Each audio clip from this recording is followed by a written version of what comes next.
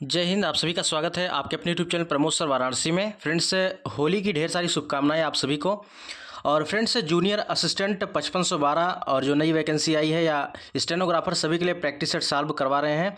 और आज इसका प्रैक्टिस सेट नंबर 3 है और इसमें जितने भी क्वेश्चन लिए गए हैं सभी क्वेश्चन ओरिएंटेड हैं। आप इसको रियल टेस्ट मान के सॉल्व करिए और कमेंट बॉक्स में बताइए कि आपके कितने क्वेश्चन सही हुए। तो चलिए स्टार्ट करते हैं आज की वीडियो को और पहले क्वेश्चन की तरफ मूव करते हैं। सबसे पहला क्वेश्चन है कि निम्न में से उपनिषद किसकी व्याख्या करता है।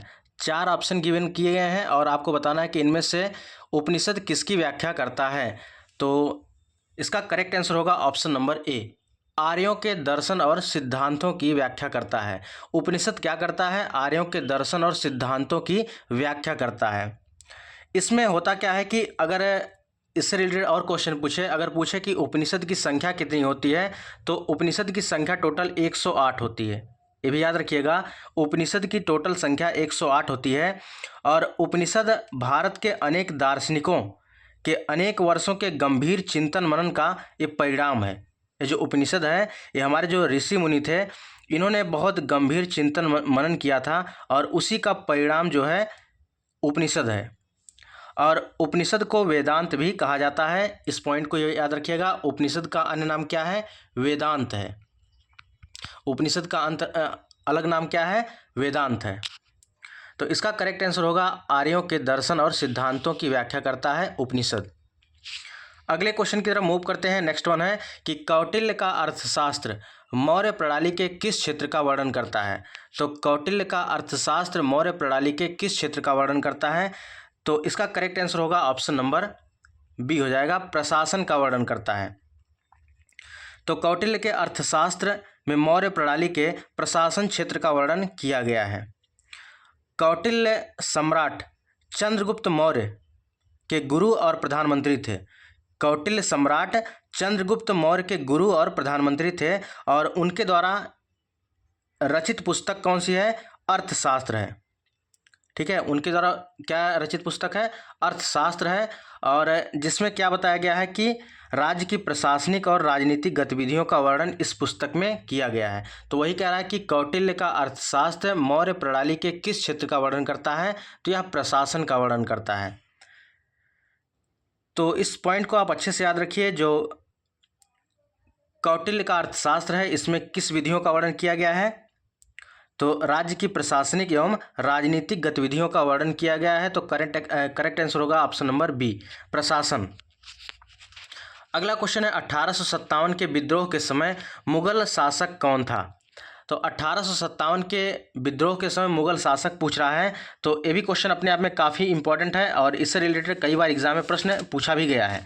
ठीक है, तो जो ऑप्शन आपको करेक्ट लग रहा हो आप उसको रियल टेस्ट मान के सॉल्व करिए और कमेंट बॉक्स में बताइए कि यहाँ पर इसका करेक्ट आंसर क्या होगा। तो देखिए यहाँ पर दिया है, पहला ऑप्शन जहांगीर है। दूसरा ऑप्शन क्या है? दूसरा ऑप्शन है बहादुर शाह जफर द्वितीय और तीसरा है औरंगजेब और चौथा ऑप्शन है नाना साहेब। तो 1857 की क्रांति के समय मुगल बादशाह मतलब किसका शासन था? तो इसका करेक्ट आंसर होगा option number B, Bahadur Shah द्वितीय का शासन था। किसका था भैया? बहादुर शाह द्वितीय का शासन था। इसको आप अच्छे से याद रखिएगा, बहुत इंपॉर्टेंट क्वेश्चन है और कई बार एग्जाम में यहाँ से प्रश्न बना भी है। तो अगर उत्तर प्रदेश के परिप्रेक्ष्य में अगर बात करें 1857 की क्रांति की, तो पहली गोली मंगल पांडे। ठीक है, 1857 की क्रांति से और क्या क्वेश्चन बनते हैं? तो पहली गोली जो है मंगल पांडे के द्वारा चलाई गई थी 29 मार्च 1857 को और इनको इसी कारण जो है फांसी की सज़ा हुई थी और यह 8 अप्रैल 1857 को फांसी की सज़ा हुई थी इनको। अब अलग अलग लीडर्स के बारे में पूछता है, जैसे लखनऊ से नेतृत्व किसने किया, गोरखपुर से नेतृत्व किसने किया। तो याद रखिएगा, तो लखनऊ से अगर पूछे तो लखनऊ से बेगम हजरत महल। और बेगम हजरत महल कौन थी? तो अवध के नवाब जो वाजिद अली शाह थे, इनकी पत्नी थी। और इन्हीं की पत्नी बेगम हजरत महल ने 1857 की क्रांति का नेतृत्व किया और इनके बेटे जो थे बिरजिस कादिर थे। अगर कानपुर से पूछे तो कानपुर से कौन थे? नाना साहब थे। बरेली से पूछे तो बरेली से खान बहादुर खान थे। और वहीं मथुरा से पूछे तो मथुरा से देवी सिंह, ठीक है, मथुरा से देवी सिंह। और अयोध्या से मौलवी अहमदुल्ला थे और मेरठ से कदम सिंह थे।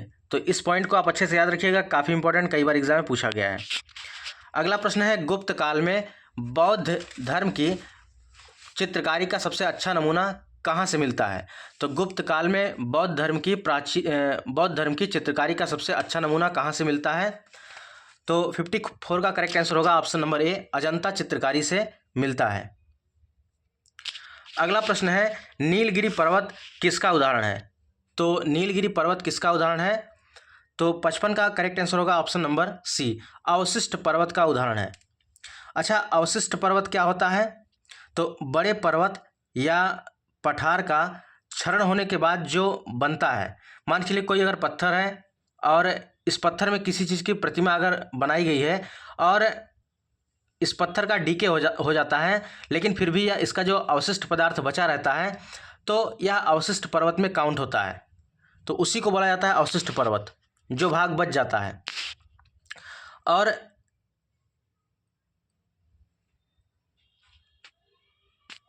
तो इसीलिए यहाँ पर पूछ रहा है कि नीलगिरी पर्वत उदाहरण है किसका? अवशिष्ट पर्वत का उदाहरण है। और इसका अवशिष्ट पर्वत के और एग्जाम्पल जैसे पारसनाथ की पहाड़ियाँ हो गई, जो कि झारखंड में है, और राजमहल भी, ये भी सभी क्या है? अवशिष्ट पर्वत के उदाहरण है। इसके साथ साथ अगर और बात करें तो विंध्याचल का पर्वत, अरावली पर्वत, सतपुड़ा, पश्चिमी घाट, पूर्वी घाट, ये सभी अवशिष्ट पर्वत के उदाहरण हैं। और अगर नीलगिरी पर्वत की बात करें तो यह तमिलनाडु, कर्नाटक और केरल तक फैला हुआ है। नीलगिरी पर्वत कहाँ पर फैला हुआ है? यह तमिलनाडु, कर्नाटक और केरल तक फैला हुआ है। तो ऑप्शन नंबर सी करेक्ट हो जाएगा। अगले क्वेश्चन की तरफ मूव करते हैं। कह रहा है कि किस ग्रह को जल ग्रह माना जाता है? किस ग्रह को जल ग्रह माना जाता है? तो ऑप्शन नंबर बी करेक्ट हो जाएगा, पृथ्वी को जल ग्रह माना जाता है। देखिए, पृथ्वी को जल ग्रह माना जाता है और सौर मंडल के सूर्य से तीसरा निकटतम ग्रह है और यहाँ पर जीवन संभव है। अगर पूछे कि पृथ्वी सूर्य से कितने किलोमीटर दूर स्थित है, तो आपको बताना है कि 150 मिलियन किलोमीटर दूर है। 150 मिलियन किलोमीटर दूर है। और पृथ्वी पर जो है 71% पानी है और यह इसीलिए जो है नीले रंग का दिखाई देता है और इसीलिए इसे नीला ग्रह भी कहा जाता है। कई बार मंगल ग्रह से पूछा जाता है, तो मंगल ग्रह के लाल होने का क्या कारण है? तो यह लोहे के ऑक्साइड होने के कारण ही लाल दिखाई पड़ता है। तो चलिए, इसका करेक्ट आंसर होगा ऑप्शन नंबर 56 का बी हो जाएगा, पृथ्वी। अगला क्वेश्चन है, 1909 के भारतीय परिषद अधिनियम को किस रूप में जाना जाता था? तो 1909 के भारतीय परिषद अधिनियम को किस रूप में जाना जाता था? तो करेक्ट आंसर होगा option number D, Morley Minto सुधार के रूप में जाना जाता था। इस अधिनियम को ब्रिटिश भारत के स्वशासी शासन प्रणाली स्थापित करने के लक्ष्य से पारित किया गया था। और भारत में मॉन्टेग्यू चेम्सफोर्ड सुधार किस वर्ष आया था? तो यह 1919 में आया था। और अगर बात करें साइमन कमीशन की, तो साइमन कमीशन की स्थापना 1927 में हुई थी, लेकिन भारत में इसका आगमन हुआ था 3 फरवरी 1928 को। 3 फरवरी 1928 को भारत में इसका आगमन हुआ था, साइमन कमीशन। साइमन कमीशन जब बना था, इसके पहले अध्यक्ष कौन थे? जॉर्ज साइमन थे। और एक्चुअली इसमें विरोध क्यों हुआ था? क्योंकि इसमें सभी के सभी सदस्य जो थे, सभी अंग्रेजी सदस्य थे, इसी की वजह से इसका विरोध किया गया था। क्रिप्स मिशन की बात करें 1942 में आया था और मार्ले मिंटो सुधार 1909 में आया था। अगला क्वेश्चन है, भारतीय संविधान का कौन सा अनुच्छेद धन विधेयक को परिभाषित करता है? तो अनुच्छेद 110 जो है, आर्टिकल 110, यह धन विधेयक को परिभाषित करता है। तो ऑप्शन नंबर सी करेक्ट हो जाएगा, धन विधेयक 110 को परिभाषित करता है। ठीक है, धन विधेयक का वर्णन किस अनुच्छेद में है? अनुच्छेद 110 में। कुछ इंपॉर्टेंट आर्टिकल है, इसको भी हम देख लेते हैं। जैसे अगर पूछे कि लोक कल्याण की बात किस आर्टिकल में की गई है, तो अनुच्छेद 38 में की गई है। ठीक है, अनुच्छेद 38 में की गई है। और आर्थिक न्याय प्राप्त करने के सिद्धांत का उल्लेख किस में किया गया है? आर्टिकल 39 में किया गया है। अगर लोक कल्याण की बात करें तो आर्टिकल 38, अगर आर्थिक न्याय प्राप्त करने के सिद्धांत की बात करें तो इसका उल्लेख आर्टिकल 39 में किया गया है। अगला क्वेश्चन है 59 नंबर है कि हैबियस कार्पस याचिका का शाब्दिक अर्थ क्या होता है। तो इसका करेक्ट आंसर होगा ऑप्शन नंबर सी, किसी को शरीर पेश करना। ठीक है, किसी को शरीर पेश करना, ये क्या कहलाता है, हैबियस कार्पस याचिका का शाब्दिक अर्थ होता है। देखिए, संवैधानिक उपचारों का अधिकार जो होता है, इसको डॉक्टर भीमराव अंबेडकर ने संविधान की आत्मा कहा और इसका वर्णन आर्टिकल 32 में किया गया है। ठीक है, आर्टिकल 32 को संविधान की आत्मा कहा जाता है। इसके अंतर्गत मौलिक अधिकारों को प्रवर्तित करने के लिए समुचित कार्यवाहियों द्वारा उच्चतम न्यायालय में आवेदन करने का अधिकार प्रदान किया जाता है। और इस संदर्भ में सुप्रीम कोर्ट को 5 तरह के रिट निकालने की शक्ति प्रदान की गई है, जिसमें बंदी प्रत्यक्षीकरण जिसको हैबियस कार्पस कहा जाता है, परमादेश जिसको कहा जाता है। ठीक है, तीसरा है प्रतिषेध लेख और चौथा है उत्प्रेषण और पांचवा है अधिकार परीक्षा लेख। देखिए, बंदी प्रत्यक्षीकरण में क्या होता है, हैबियस कार्पस में इसमें होता क्या है कि उस व्यक्ति की प्रार्थना पर जारी किया जाता है जो यह समझता है कि उसे अवैध रूप से बंदी बनाया गया है। और परमादेश कब जारी किया जाता है, परमादेश जो होता है, परमादेश का लेख उस समय जारी किया जाता है जब कोई पदाधिकारी अपने सार्वजनिक कर्तव्य का निर्वहन नहीं करता है, तब परमादेश जारी किया जाता है। प्रतिषेध कब जारी किया जाता है, यह आज्ञा पत्र सर्वोच्च न्यायालय तथा उच्च न्यायालय के द्वारा निम्न न्यायालयों या अर्ध न्यायिक न्यायाधिकरण जो होते हैं उनके लिए जारी किया जाता है। और उत्प्रेषण कब जारी किया जाता है, अधीनस्थ न्यायालयों को यह निर्देश दिया जाता है कि वे अपने पास लंबित मुकदमे को जो है न्याय निर्णय के लिए वरिष्ठ न्यायालय को भेजें, इसके लिए जारी किया जाता है। और अधिकार परीक्षा लेख जो होता है, इसमें जब कोई व्यक्ति ऐसे पदाधिकारी के रूप में कार्य करने लगता है जिसके पास ऐसी अथॉरिटी नहीं होती है। ठीक है, इस प्रकार जारी किया जाता है। तो हैबियस कार्पस एक प्रकार से क्या होता है, किसी को कोर्ट के सामने अपने आप को पेश करना ही क्या कहलाता है, हैबियस कार्पस कहलाता है। अगला क्वेश्चन है 60 नंबर है, अप्रत्यक्ष कर का उदाहरण इनमें से कौन सा है। तो अप्रत्यक्ष कर का उदाहरण पूछ रहा है। तो देखिए, दो होते हैं, एक होता है डायरेक्ट टैक्स और एक दूसरा होता है इनडायरेक्ट टैक्स। जैसे प्रत्यक्ष कर में क्या होता है, भू राजस्व कर, कृषि कर, संपत्ति कर, आयकर, ये सभी डायरेक्ट टैक्सेस में आते हैं, प्रत्यक्ष कर में आते हैं। और इनडायरेक्ट में क्या आता है, जैसे स्टाम्प टैक्स, बाजार टैक्स, सर्विसेज टैक्स और कस्टम टैक्स वगैरह, ये सब क्या होते हैं, अप्रत्यक्ष कर में आते हैं।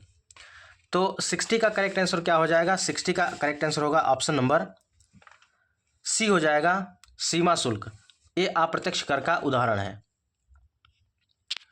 अगला क्वेश्चन है, भारतीय नेपोलियन किसे माना जाता है, निम्न में से किसे भारतीय नेपोलियन माना जाता है। तो 61 का करेक्ट आंसर होगा ऑप्शन नंबर बी, समुद्रगुप्त को। किसको, समुद्रगुप्त को भारत का नेपोलियन कहा जाता है। तो महान गुप्त शासक समुद्रगुप्त को भारत का नेपोलियन माना जाता है। और समुद्रगुप्त ने अपने शासनकाल में कभी भी पराजय का सामना नहीं किया था। एक ऐसा शासक था समुद्रगुप्त जिसने कभी भी अपने कार्यकाल में कभी भी पराजय का सामना नहीं किया था।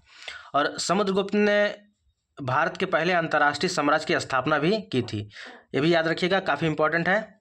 और विसेंट स्मिथ ने समुद्रगुप्त को भारत का नेपोलियन कहा था, ये भी क्वेश्चन पूछा जाता है। भारत का नेपोलियन जो समुद्रगुप्त को कहा जाता है, तो यह किसने कहा था, विसेंट स्मिथ ने कहा था।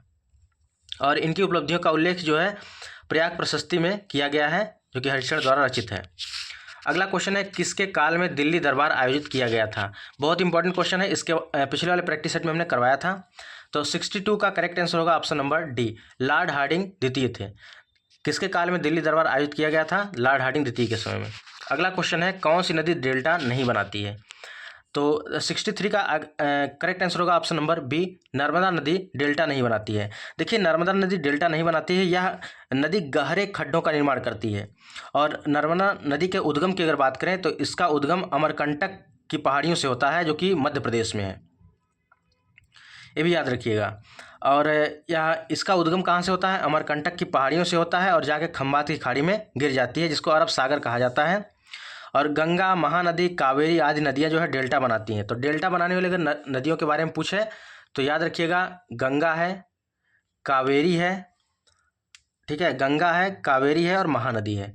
ठीक है, गंगा, कावेरी और महानदी डेल्टा बनाती हैं, लेकिन नर्मदा डेल्टा नहीं बनाती है। अगला है भारतीय संविधान के किस भाग को भारत का मैग्ना कार्टा कहा जाता है? तो 64 का करेक्ट आंसर होगा ऑप्शन नंबर बी, भाग तृतीय को। तो संविधान के भाग 3 को भारत का मैग्ना कार्टा कहा जाता है और ये क्वेश्चन कई बार पूछा भी गया है। अगले क्वेश्चन की तरफ चलते हैं। अगला क्वेश्चन है भारतीय रिजर्व बैंक की स्थापना किस वर्ष की गई थी? तो 65 का करेक्ट आंसर होगा ऑप्शन नंबर बी, भारतीय रिजर्व बैंक की स्थापना 1 अप्रैल 1935 को हुई थी। और इसके पहले अध्यक्ष कौन थे, पहले गवर्नर कौन थे?